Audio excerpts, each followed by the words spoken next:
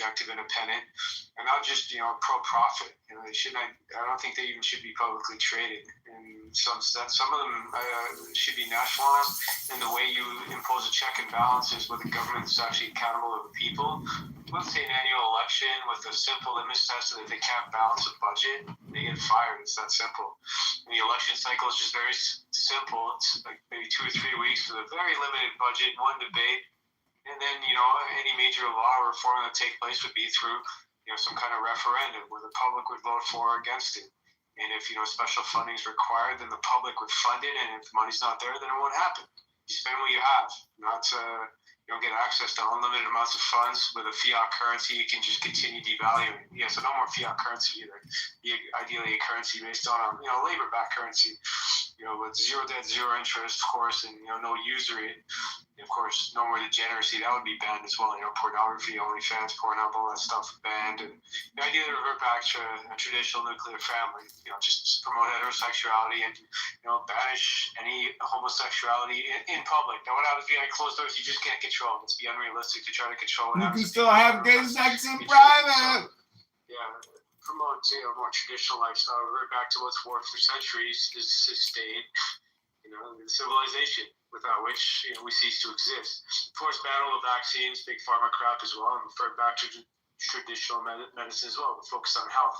Jews have been destroying for many decades now, which has impacted birth rates significantly, especially with all the vaccines they push over 70 doses. So, that's just my little basket of things that change immediately. But health is, I think, key. Banning all these big pharma drugs that are out there, causing all kinds of problems, side effects, and worsening health outcomes deliberately, and also, impacting life expectancy. Plus, how deaths are occurring, which now is far less so due to natural causes, but instead due to some terminal illness, which is what they want. Which gives them the opportunity to try to bankrupt the American public because, healthcare costs are so expensive. But, you can significantly minimize healthcare costs. The $4 trillion plus that it costs is, to push for, healthier lifestyle and prevent preemptive medicine, preemptive,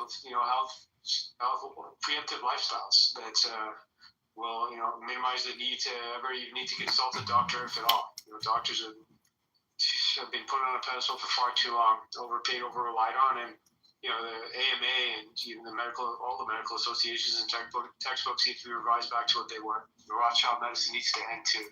And Israel will cease to exist after that because, they're not self-sustaining, are they? They're charity kids. I'll leave it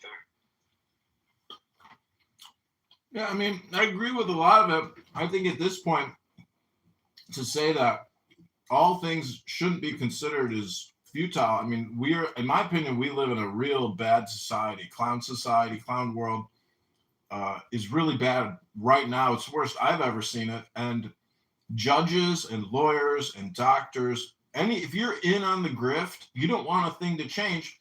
Medicare, Medicaid at $4 trillion a year, nobody wants that to change. The Republicans just voted for Obamacare. They just gave another $1 billion to Ukraine. The Republicans are indebting this country. The Democrats are as well. The uniparty is real. Congress authorizes the Federal Reserve to spend this money, so we borrow it from them. These are all future tax liabilities. But the thing is, it is a banana republic now. But Venezuela is a bigger banana republic. Zimbabwe dollar is a bigger banana republic. So it is a global fiat banana republic. But we still have the biggest military. So we are like the biggest mafia organization on the planet. And look at the NATO budget. Look at all the wars.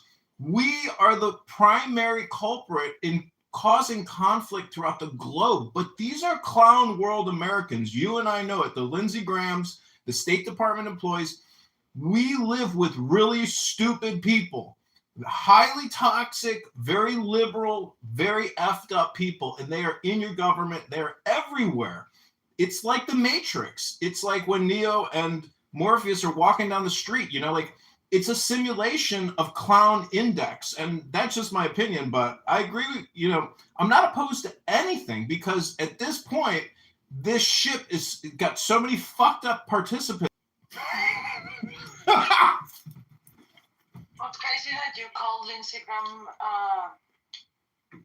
I was thinking about what did he say